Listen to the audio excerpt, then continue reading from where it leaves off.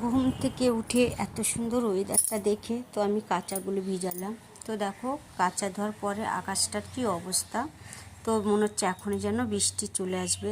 তো যাই হোক ওইদিকে জামা কাপড় মেলে ধুয়ে তারপর দেখো এই যে চলে এসেছি কিন্তু রান্নাঘরে পুজো টুজো দিয়ে। আর আজকে করব কি বলো তো, আজকে আর মাংস হচ্ছে না, আজকে হচ্ছে মাছ। যেহেতু আজকে রোববারে মাংস হয়, আজকে কিন্তু হচ্ছে না, মাছ হবে। আর এই যে এখানে দেখো লোটে মাছ, আর মা আগে ভাত আর ডালটা তো বসিয়ে দিয়েছে, ডালটা হয়ে গেছে।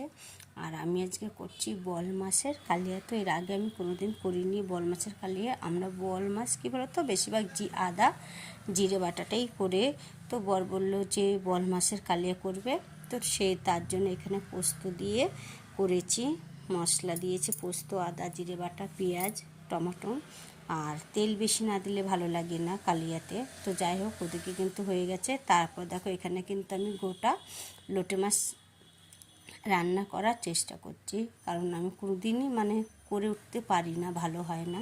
তো অনেক চেষ্টা করার পরে কিন্তু আজকে আমার হচ্ছে গিয়ে গোটা লোটে মাছ হলো। তো কী বলো তো, গোটা লোটে মাছ ঝোল খেতে না আমার বড় ভালোবাসে, তো আমি সেটা কিছুতেই করে উঠতে পারি না। তো ভিডিওতে তো দেখি সবাই কী সুন্দর করে, আমি কিন্তু পারি না।